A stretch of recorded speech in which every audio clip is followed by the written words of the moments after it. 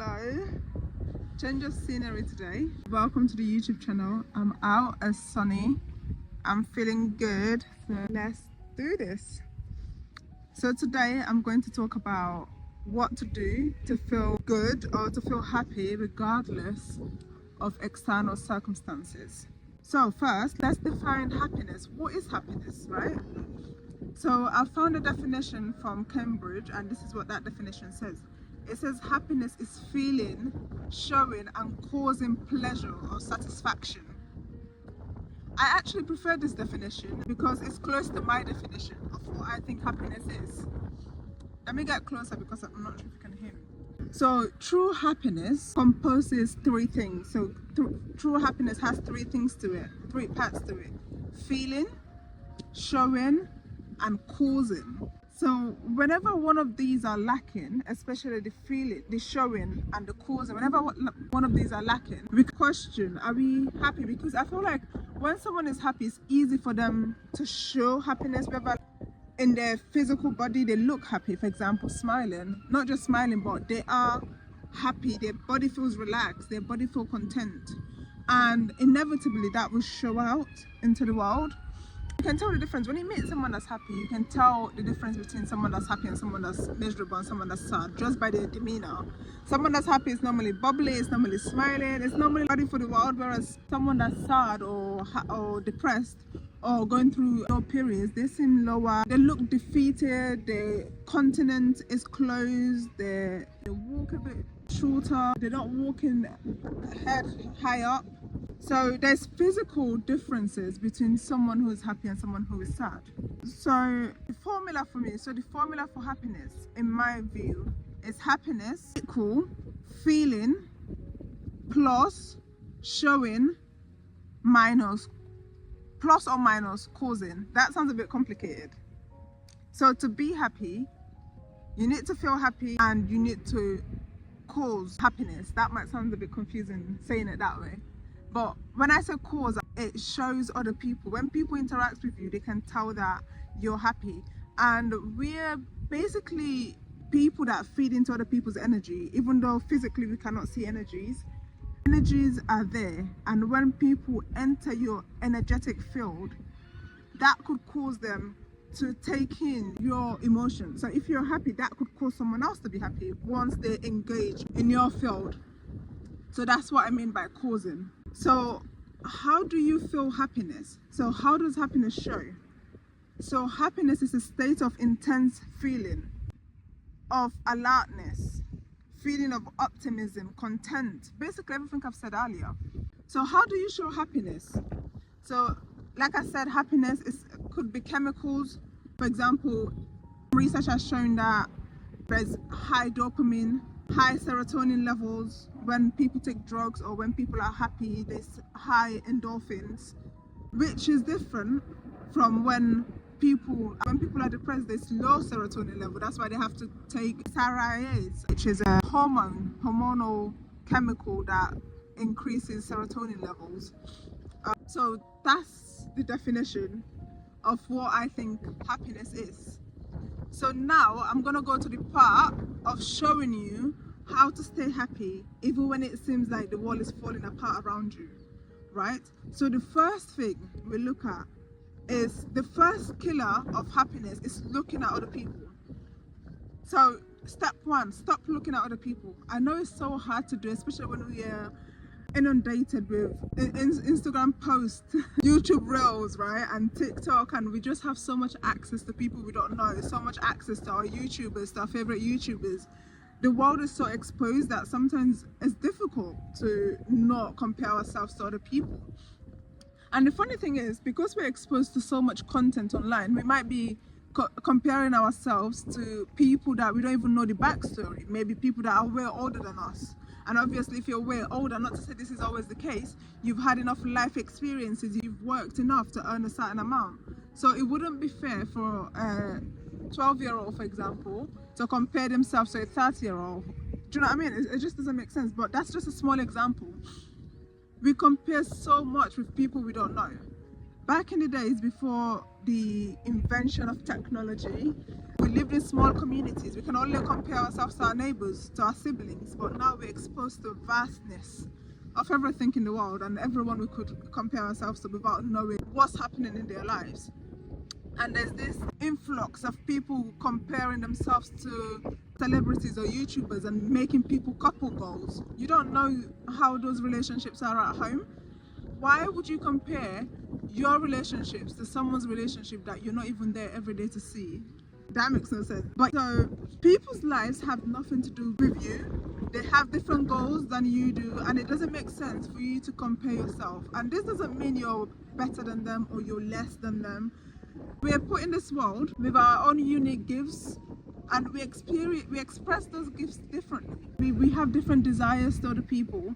So God made us all the same, but at the same time God made us all different. For example, we have different fingerprints, we have different wants, different desires. What I want for my life might be separate from what you want in your life, and it doesn't mean it's less important.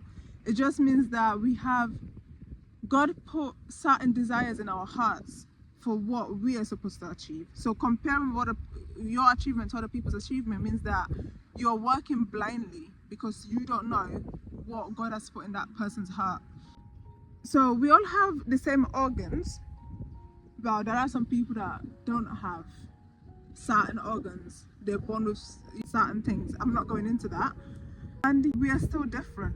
We have similar DNA. Obviously DNAs can be different. We don't share the same exact DNA as other people because we have our own unique structure of our DNA, which makes us differently. So the DNA is expressed differently in each individual, unless for twins, for example. Twins we know share all of their DNA is the same, and even in that there are twins that are different. They might look phenotypically the same, as in appearance they look the same, but in interest, in pursuits, like they have different things that they want. The point is, you are your own unique individual and you have your own unique path, and you're heading for a different destination. So it makes no sense to copy other people. Come off the rat race, self-direct, and follow the narrow path. You have your own path, pursue that, block out what other people are doing, and focus on what you want to do and where you want to go, and where do you see your life in 10 years time. You are in competition with yourself. That's the only competition you have. And once you realize that, once you internalize that, you're able to actually block out all the distractions and focus on yourself. And that's one way to find happiness. And the second, I'm not saying these in order of what's important, I'm just saying them as they come. People are not you. So just understanding that we are different, following on to what I've just said, people are not you. Accept people for who they are. Don't try to change people. Don't try to change their beliefs. Don't try to change their perspective or shift their perspective. This doesn't mean that you don't hold your own view. I'm not saying go into this world with just taking in what other people believe. No, you're your own individual person. What I'm saying is, people are not you, and don't expect you from other people. Don't expect yourself from other people. Accept people for who they are. Don't try to convince, don't try to argue, and don't try to force people to accept you or just force things. Don't do that. What you can do is, however, you can state your belief, you can say your point of view, and you can move on without any agenda. Those who have ears would hear. Those who are in the same frequency of you would feel what you're saying. Those who haven't would understand what you're trying to convey. But beyond that, you don't have to convince people. Take people for who they are, accept them for what they show you. Then decide if that person or how they chose to express themselves, if that works for you. If that aligns with you, perfect, you're lucky. And if it doesn't align with you, it's also fine. Not everyone you're going to meet is going to align with you, right? Like what I've said earlier, people are different. Not everyone is going to align with you. Not everyone is going to have the same values and beliefs as you. But there's so many people in this world. You can find your tribe, especially with the exposure of social media. There's negative sides to social media, and also there's positive sides to social media, right? You can navigate and find people that are like you, people that are aligned to what you're about, right? But true happiness is finding yourself and being yourself, and realizing that you can't control what other people do, and realizing that people are not you, and not to expect yourself from others.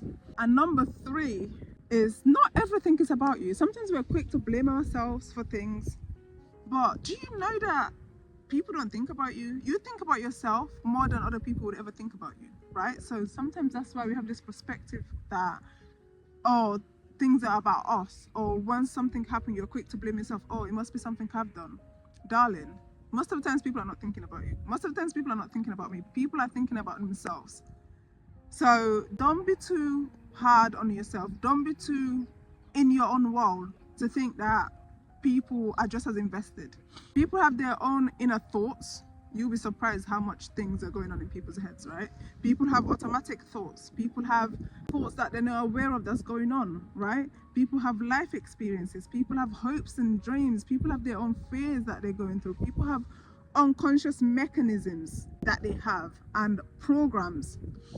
Whatever age you are right now, unless you're conscious, there has been years and years of programming, right? So people act the way they're programmed to act, either through childhood, through certain exposures, right? But the point I'm making is that most of the times people are acting based on things that has nothing to do with you.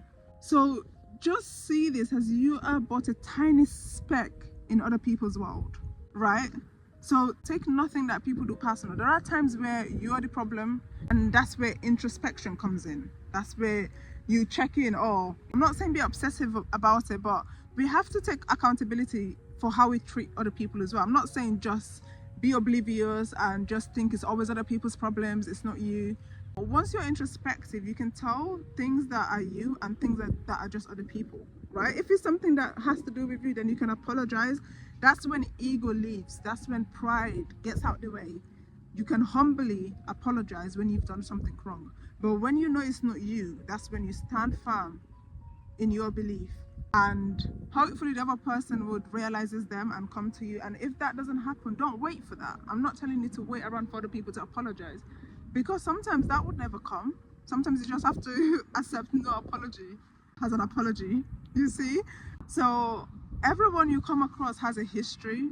That's where empathy comes into things. That's where sympathy comes into things. People are going through certain things that we're not privy to. So we can't be harsh at the same time. We can't be harsh. We have to be gentle when we meet other people. We have to be accepting when we meet other people who don't know the internal battles that they're facing. So once you see someone has a big picture, you can take away yourself out of the equations when you interact with people. You take away yourself out of the interaction, and you interact with people as they are, not as you hope them to be. You interact with them as they are. And what you need to understand is that people are the main actors of their own lives, not you. They are the main actors of their lives. So don't assume your whole book of people's lives. You don't know me, how I present to you on here. I'm an open book, but how I present to you on here, but it doesn't mean you know me. It's the same. Sometimes you would have friends that you don't know. You know what they present to you. You don't know them intimately. Even some people don't know their partners. You find out sometimes someone is married to someone for years and they don't know who that person is. So let's not make assumptions about who people are or what people are, right? Don't take things personally. If you're going to take anything out of this video, is to not take things personally and to not make assumptions. That's the biggest killer of joy and happiness. So number 4, have a content heart, right? Sometimes you see people have everything, but they're not content. You have to have content. You have to have a heart of gratitude. You have to first appreciate what you have for God to give you more. If you don't have a content heart, you can never have enough. That's where greed comes into it. That's why you hear people that have so much money and they're still after money. You have everything. You have so much that none of your generation would ever go without, but they're still hungry for more. That's where greed comes in. That's where wars come into play, right? Because certain people are greedy and nothing is enough. They just want to own the whole world, right? So you need to have a content heart. That's where you hear someone that lives in object poverty, someone, I hate using this example, but people always say the West is actually have the least happiness. But when you go to places in the third world, like in Africa, people are happy. Because you know what? They don't have a lot, but they have family. They don't have a lot, but they're content. They value the little things because other things are hard to get. So they value the small things. They find joy in the small things. So that's what we need to learn to do is finding happiness in the little things. Think about, what do you have that you didn't ask for? If you're healthy, you're winning, right? It's just things like that. Sometimes things that you didn't even have to pay for, sometimes things that are given to you for free, those things. So how do you do this, right? Start with all the free things you have. Like I said, you're breathing. Someone is in hospital right now fighting for their life. Your limbs are working. Check out my other video actually. I went more into that. So your lungs are working, you can breathe, your body is working. Someone doesn't have limbs. Some people are heavily disabled, they can't do things for themselves. I've worked as a carer in the past, and that just opened my heart on a whole different level. It just gave me this appreciation of life. Some people can't do the basics, some people can't go toilet for themselves, right? So things like that. Sometimes you realize how important each body part is.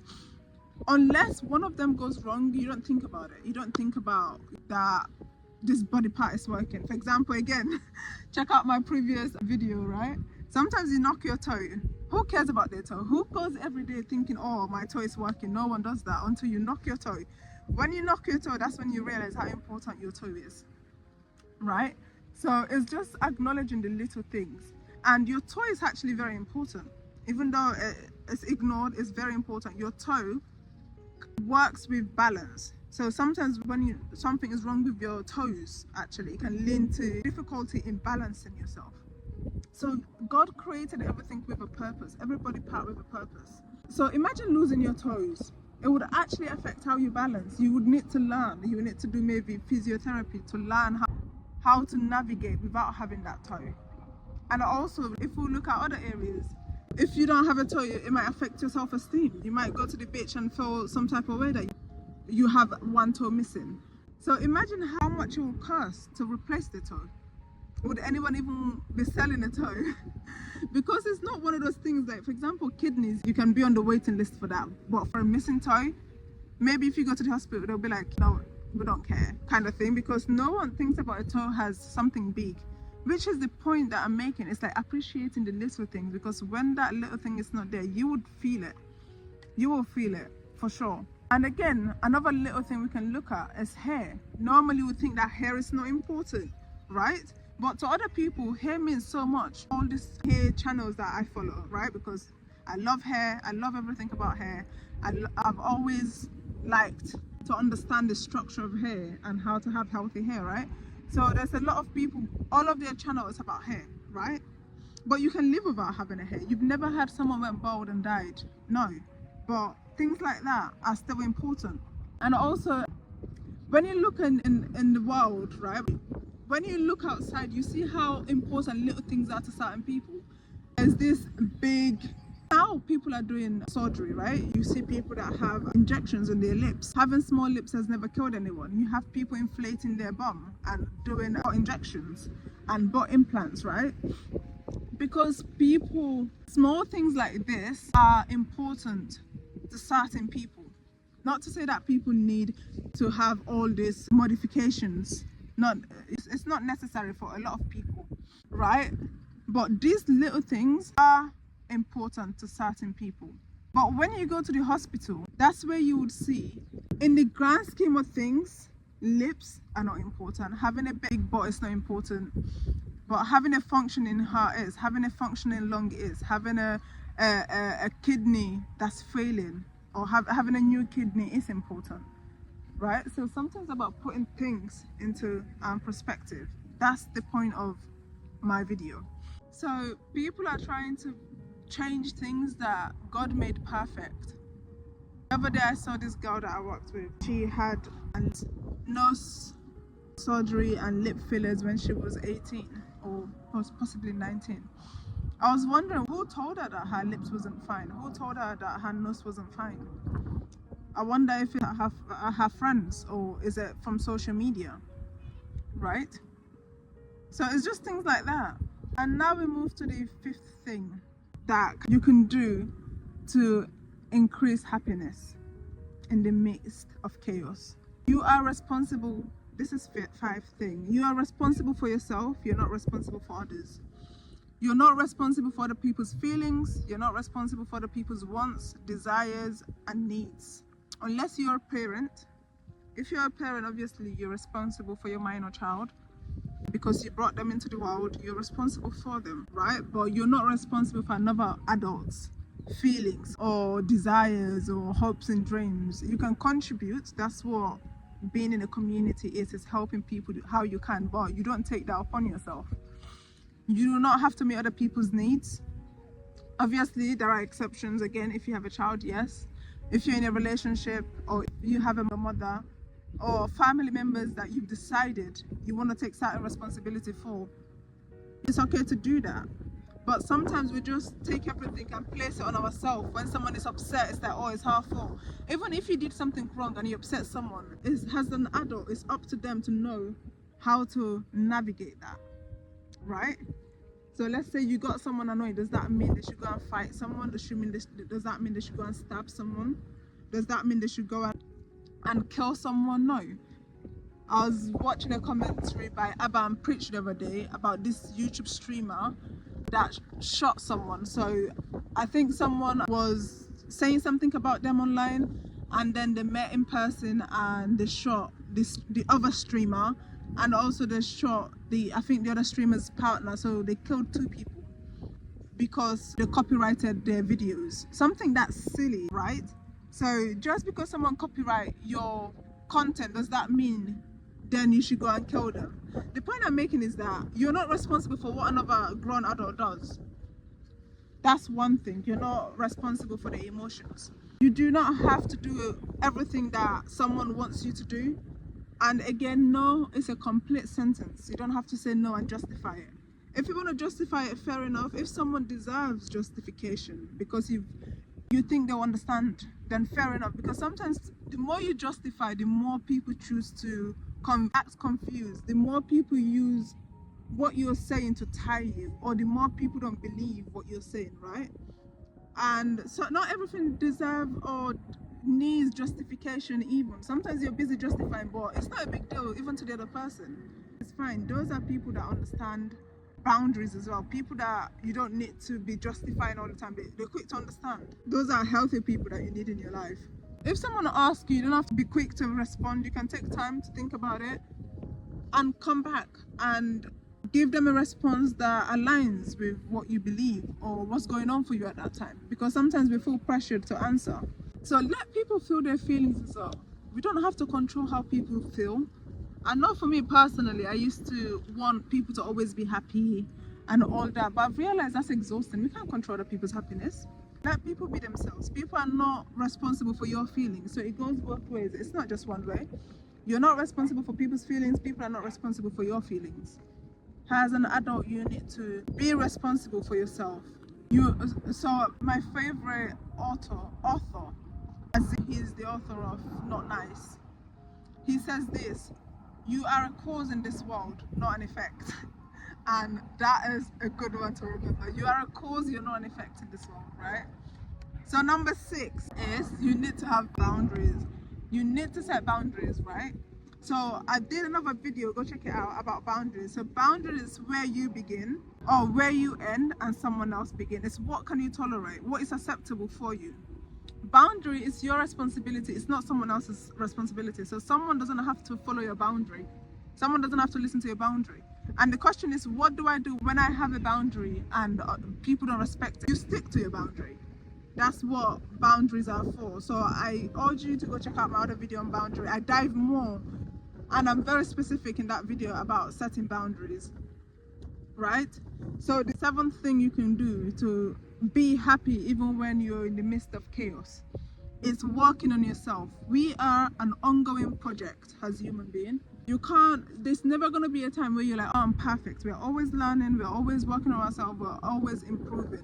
Humans are dynamic, right? So what does working on yourself look like? It's working on your emotional needs, right? And that's where counseling comes into this, therapy comes into this. Again, check out my other video about what to do to prepare for therapy or counseling. And being physically healthy shape, going to the gym, exercising at home, going to the park, going for walks, just being physically in a healthy space When you're physically healthy, it does something to your mind. This is a bit debatable, but some research has shown that exercise actually increases oxytocin, which is a happy hormone, right? So just exercising can change your chemicals. It can shift how you feel. And I understand that sometimes you might not have money to do counseling or therapy or to sign up for the gym.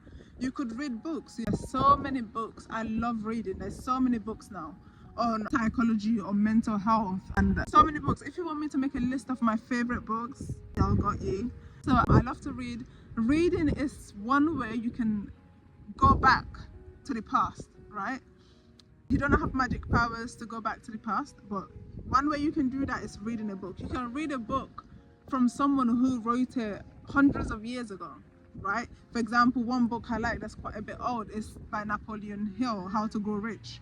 Think and Grow Rich, right? That was written before I was born, but I'm able, by this thing called reading, I'm able to go back and read what that person thought about how many ever years ago it was written, right? So reading is key. And also joining groups. There are a lot of groups out there you can join with people that are focused on healing and mental health. There's a group called CODA.